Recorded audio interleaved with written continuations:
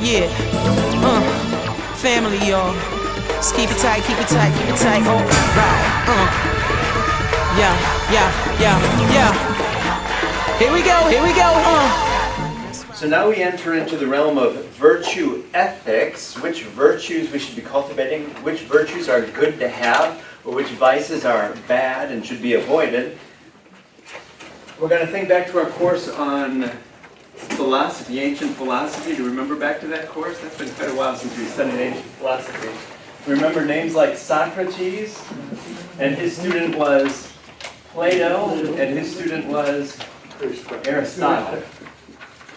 So let's refresh our memory, not so much with the lives of these people, but with some of the things that these people said. Let's start with Socrates, since Socrates is the first. Aristotle credited Socrates with various improvements in the sciences, including the formulation of universal definitions. So that, for instance, how it is that all things, universal, all things have the same definition. For instance, with the human being, what was the definition that Socrates came up with for the human being? What do all human beings have in common? Socrates said the human being is a featherless biped. Remember that conversation? What does that mean? That all human beings have this in common, that you are all featherless bipeds. What does it mean to be featherless? You don't have feathers. What does it mean to be a biped? How many feet do you have? 2. So if you have 2 feet and you don't have feathers, then you are a human being. You follow me? If you have 2 feet and feathers, got news for you, you're a bird. Right? If you have 4 feet, if you're a featherless quadruped, if you have 4 feet, then you're not a human. You're a cow or a dog or a pig. Right? What makes humans unique, said Socrates, is that they all fit this definition. They're all featherless bipeds. Universal definition. That was Socrates. Do you see where we're going with universal definitions? Once we say that all human beings have something in common, then of course all human beings must have the same view of what's right or what's wrong. Something must be good or bad, right or wrong for all human beings, because all human beings are featherless bipeds. We all have something in common. So Socrates came up with universal definitions in contrast to the sophists. Remember the sophists or the sophists, they have a relativistic ethics that could differ from city to city.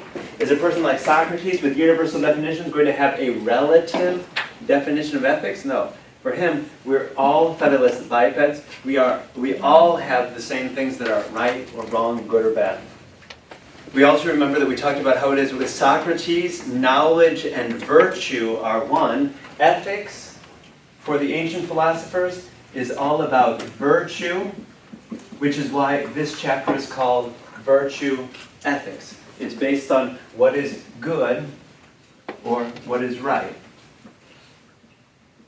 So Socrates said that virtue and knowledge are the same. Why? Because if you know something is good, then you'll do it. Virtue and knowledge.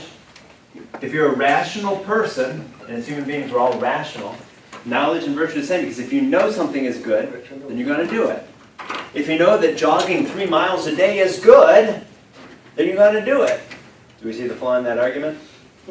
Just because you know something is good doesn't mean you do it. Or just because you know that something is bad doesn't mean that you don't do it. Like people with addictions, right? They know that it's bad. They want to quit smoking, but they need the nicotine. It's an addiction. So for Socrates then, he believed that no one chooses evil. Essentially what he believed that is all human beings choose the good. We've used the example before of the fish hook, right? We as human beings, do fish choose the fish hook because it's bad or evil? No. They choose it because it seems good. So Socrates is more of that in mind. That why did Terry lie to the person with the gun at the door? Because she believed it was good. Mom told her it was bad. In that moment, she thought, no, what I'm doing here is good. Thanks, Jane. Thanks, Jane. Thank you. Okay, you said what's wrong.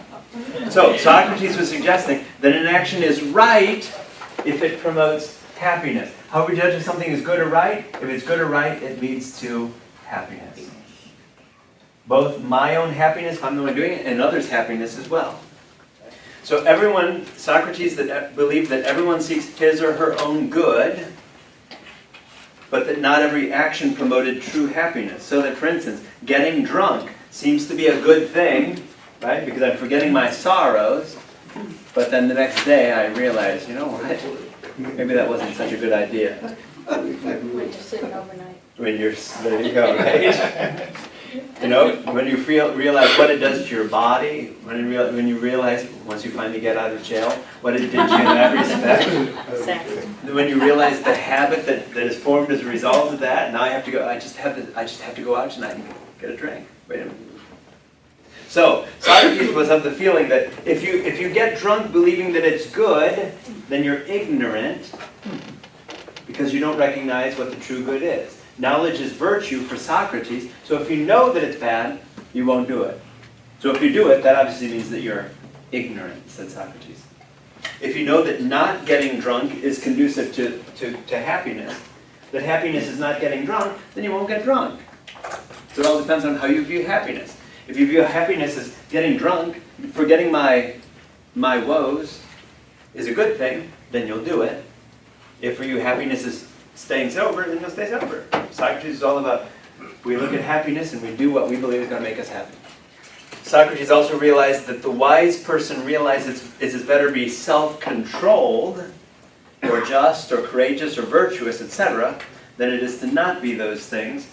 And so, here we see, this is this first philosopher's attempt to deal with ethical issues, and that's how he thought about them.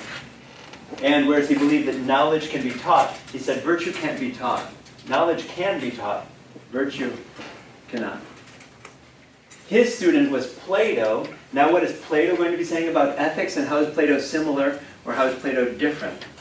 So we know that Plato had different works that had to deal with ethics in different ways. For instance, in Crito, he talks about unjust condemnation, and Socrates being a good citizen, willing to give up his life in obedience to the laws of state. Do you remember the story of Socrates? He died like Jesus. He was killed.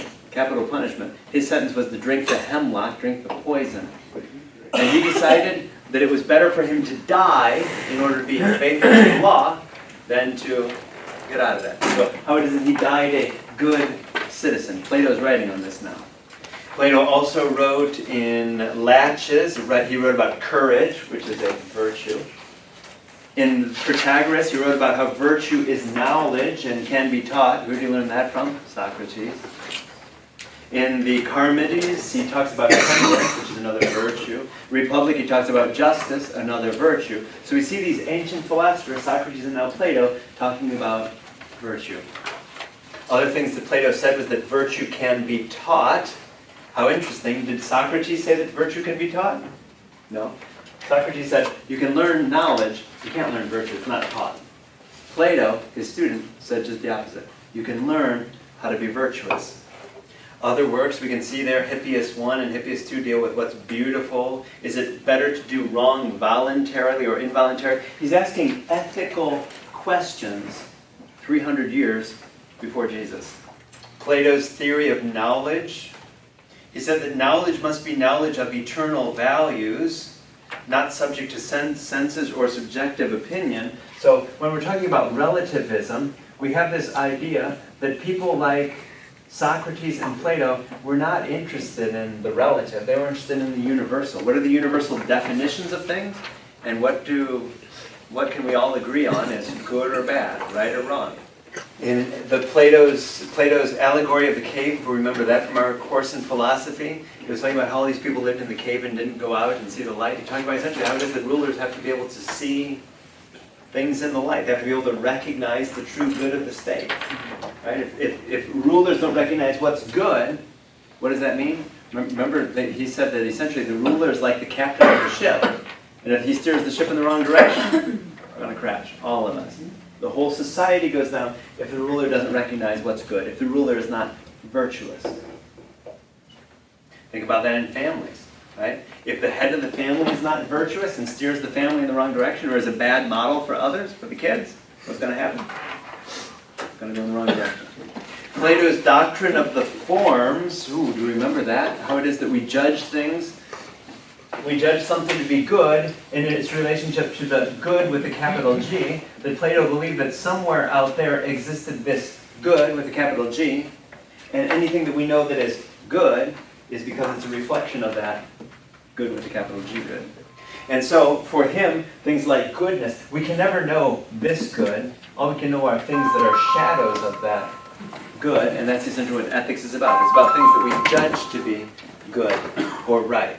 Plato's moral theory, we said before that he was idomenistic, which simply means that everything for him was toward the attainment of the highest good or of happiness. So like Socrates, his teacher, he was all about the fact that everything in life is aimed toward happiness, or toward the highest good. This is that good with a capital G. In the Christian tradition, we tend to call that God, if this were a course in moral theology.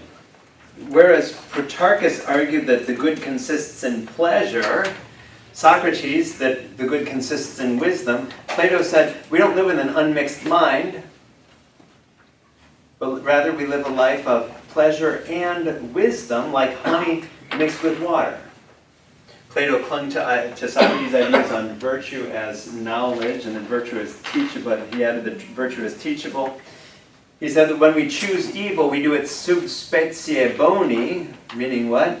We choose it believing that it's good. Why does the fish choose the fish hook? Because it believes it's good. It sees the worm. Same way for human beings. Why do we choose evil things? Why do we choose to do bad things? Because we believe them to be good in that moment.